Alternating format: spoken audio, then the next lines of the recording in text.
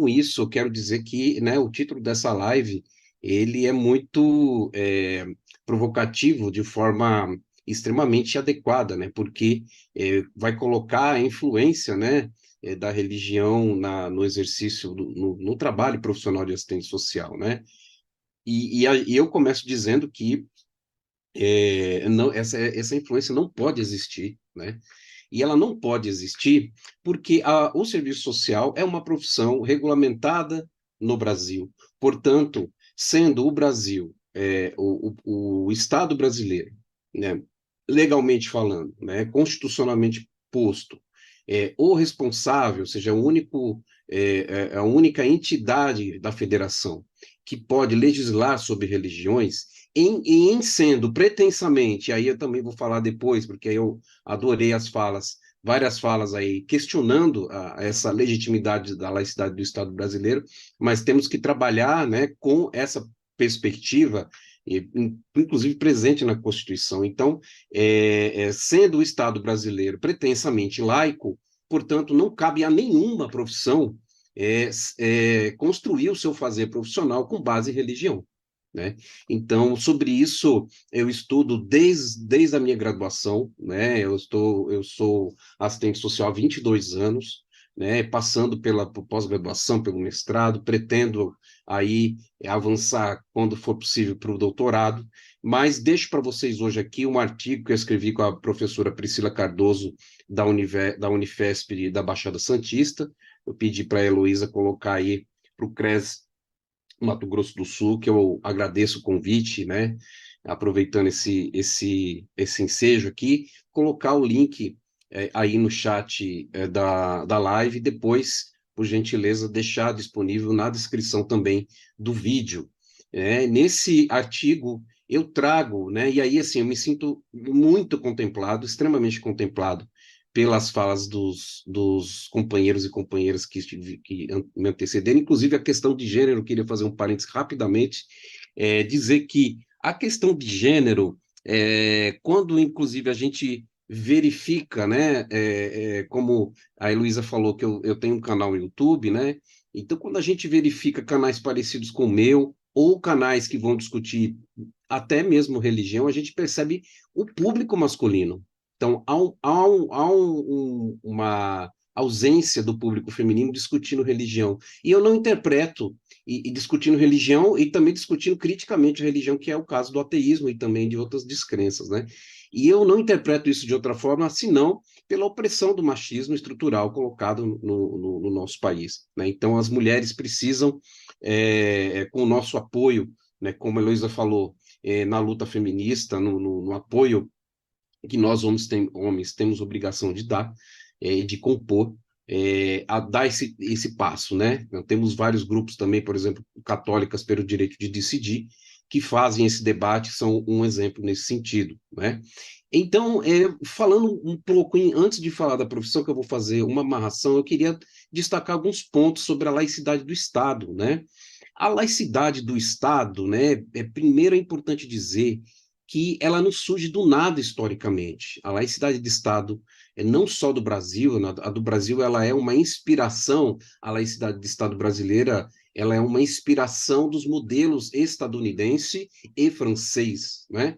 Agora, este valor que suscita que o Estado democrático ele precisa ser separado da religião, ele remonta às revoluções, principalmente a Revolução Francesa, né?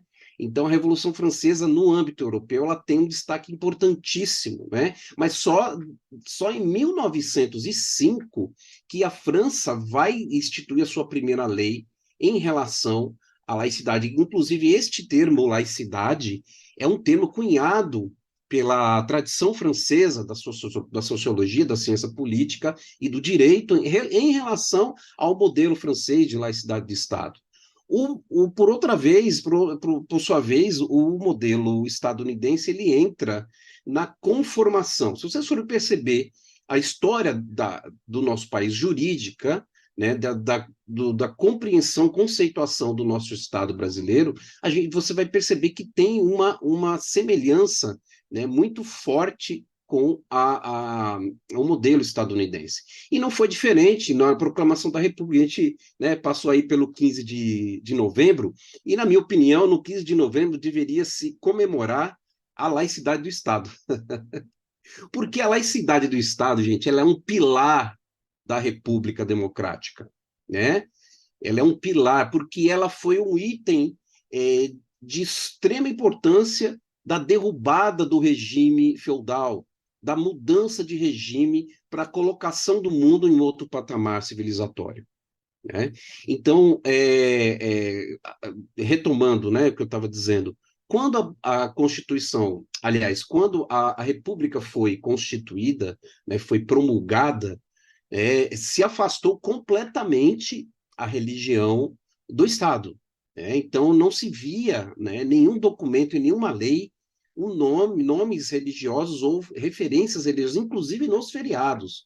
Os feriados, né, hoje, os religiosos, eles foram instituídos depois, a partir de um movimento posterior, que vem de Reação Católica, que é o nome que se dá a esse movimento, que é uma iniciativa da Igreja Católica a retomada da influência na sociedade brasileira, perdida, né, pela promulgação da República, que destruiu o padroado, né? O padroado, para quem não sabe, era uma instituição que governava o Brasil juntamente com o Império, né?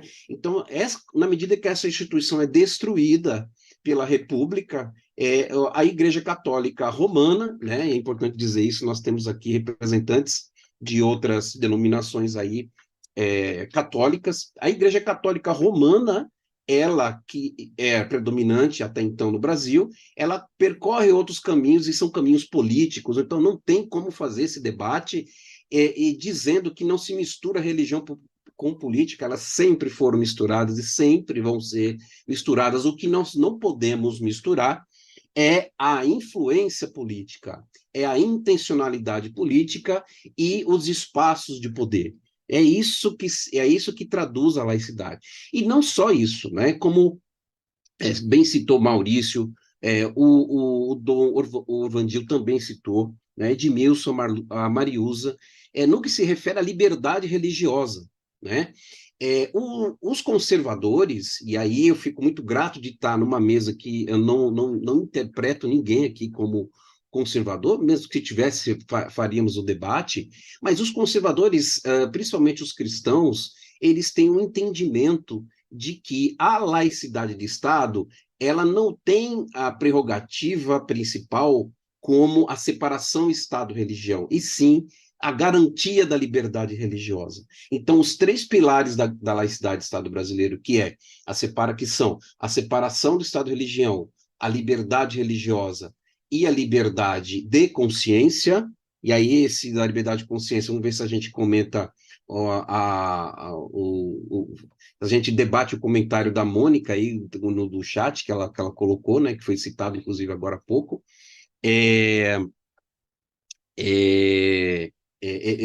Os conservadores têm uma compreensão de que o pilar que deve estar sobressaindo como interpretação, e aí olhem bem o que eu estou falando, interpretação da laicidade do Estado, que esse é um problema também, daqui a pouco eu vou comentar. Eles entendem que a laicidade deve se pautar pela máxima liberdade religiosa dentro do Brasil, né?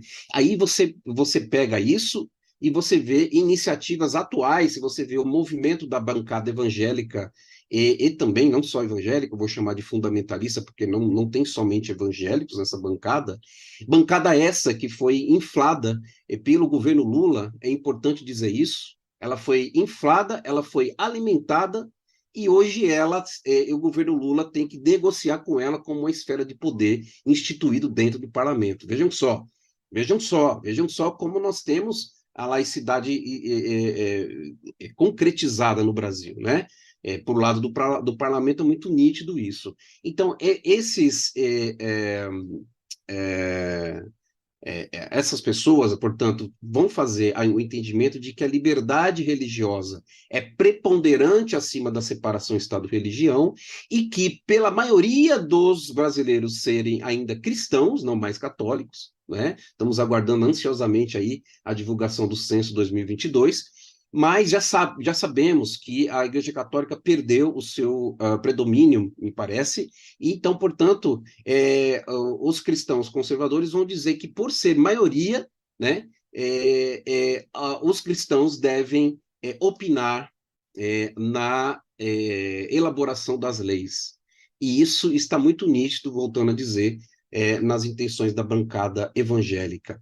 Então, essa compreensão, gente, é uma compreensão que ela vem, por incrível que pareça, e contraditoriamente, pela iniciativa histórica da reação católica.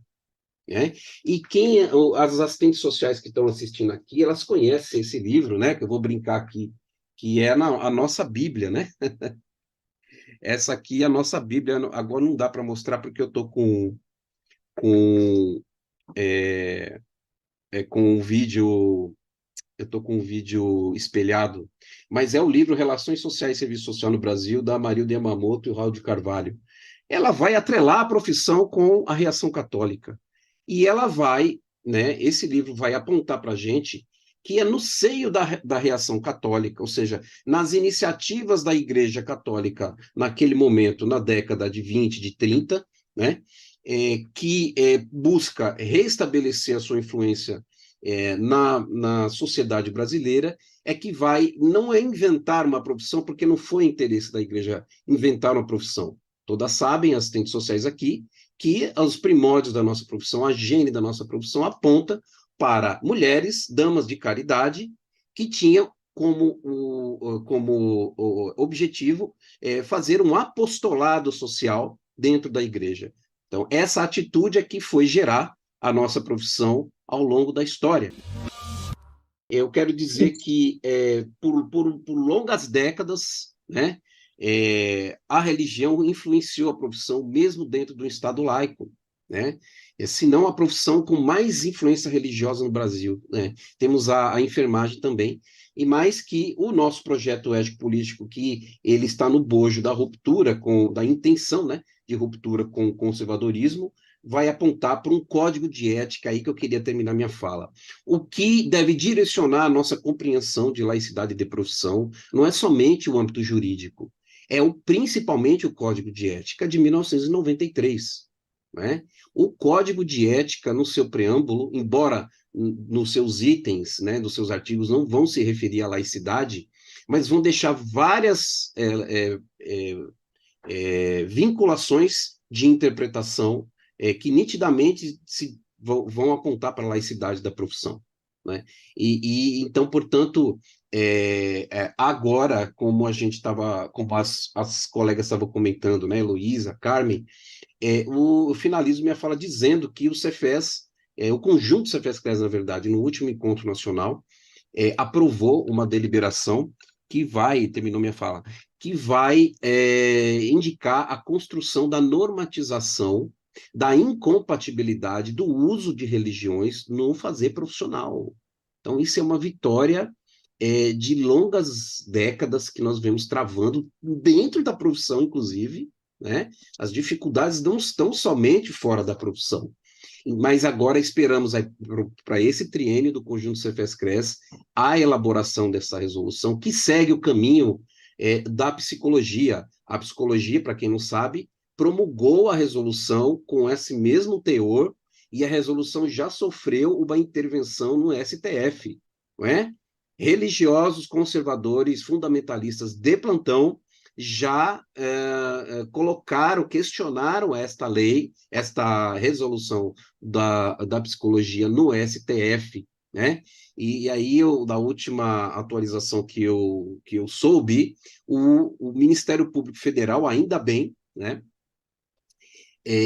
se manifestou favorável ao Conselho Federal de Psicologia, ou seja, contra o pedido de inconstitucionalidade dessa normativa.